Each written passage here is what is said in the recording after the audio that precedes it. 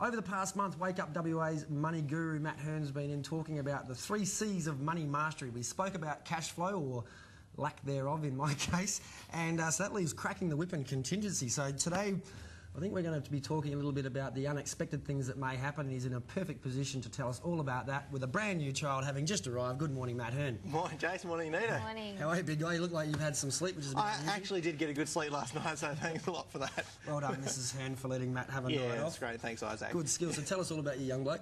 Oh, he's a gorgeous little baby boy, big boy, 3 weeks old now, so it's been fantastic to round out the Hern family now with a perfect nucleus, I suppose. So I guess it's a good day to talk about things like contingencies and safety nets. So we've been talking about cash flow management, so obviously there's 2 C's left. Which one are we going to cover today? So we are going to cover contingencies, as you suggested, and because we mentioned that I've had a new baby boy join the family, and it's one of those significant life events, starting a family, getting married, moving in with a partner, getting really serious, or even buying a house. Significant events like that start to really remind you of your responsibilities in life, and more to the point, say starting a baby is, or starting a family is, well, what happens if I'm not here, in a sense? So contingency plans really remind you, it's the significant life events of how important contingency plans are. Right, so when managing your money and creating wealth, what is the importance then of safety nets? Of safety nets and contingencies?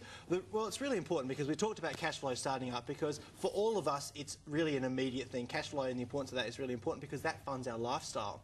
But what about if that cash flow and that income stopped?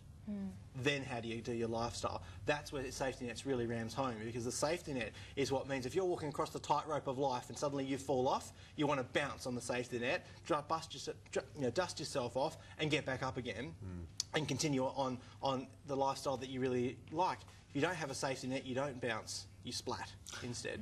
So obviously I think most people, given the opportunity to understand this, would certainly put their hand up and go, yep, safety net sounds like a great idea. So what are some of the tools that people can use to create a safety net under their lifestyle? Yeah, great question. I guess in a sense insurance might be the first one that comes to people's minds, and all of a sudden you might be going, oh God, this guy's talking about insurance. But I'm not. There's 2 other tools that are really, really important. And one of the tools is to really invest in your own skills, your own ability to create even more income and get paid more than you are now, and continually increase that, because that's increasing your cash flow, which then enables you to use the second tool, which is rapidly and efficiently create wealth. Because if you've got a pool of wealth, then that becomes your safety net.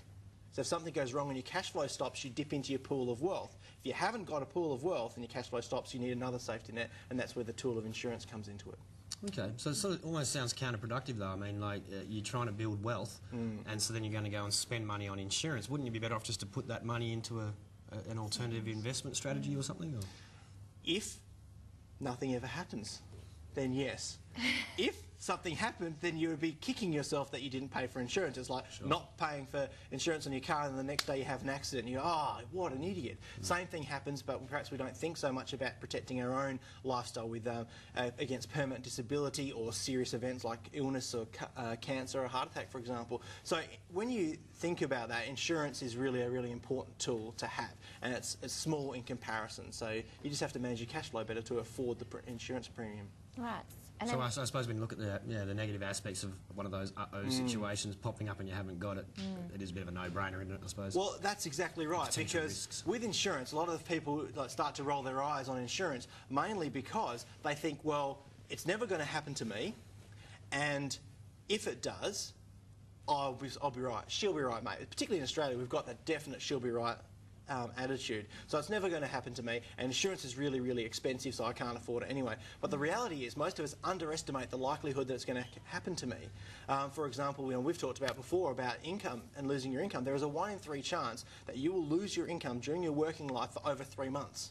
Really? So that's a really, really high stat. It's not 1 in 1,000, it's 1 in 3 sometime during your lifetime. And how many people could live for 3 months without impacting on their lifestyle and their future lifestyle? I mean, for more than 3 months. Most people can't live paycheck to paycheck. So I suppose mathematically the chance of your house burning down is 1 in tens of thousands, but everyone has fire and insurance on their home. Absolutely. And in fact, that's why some of the personal insurance premiums like life insurance, income protection are actually often cheaper in a dollar cost than people pay on their cars and their houses, because the likelihood is far less. Yet we don't think twice sometimes about insuring a brand new car, a souped up vehicles in a sense. So don't underestimate the likelihood, and don't underestimate the impact. So people think she'll be right, it won't happen to me, and it won't have such a big impact. But think for a second, what would you do if you didn't have any income for 6 months? Would you end up moving back in with your parents? Probably. Do your parents really want that? You know, do you really want that? I'll be under a bridge somewhere in South. Yeah, that's exactly right. Yeah. So Matt, for people early in the journey, which is one of the most important aspects then so we can protect it, and how do we do so? Well, when you're early in the journey, the thing that you need the most and the thing that you rely on the most is your income. So the most important element of your cash flow and wealth to protect is your income. So that would be income protection insurance would probably be the tool that you would start off with early in your journey to protect your income, to put that floor, that safety net under, but at the same time then invest in your skills development so that you're constantly improving your income, giving you more surplus to then create wealth with. So you've given us 3 tools there. So insurance, obviously now, again, I probably wouldn't have put it high on the priority list, but now you've explained it, it makes perfect sense. Skills development, that makes sense, of course, to upgrade your ability to earn.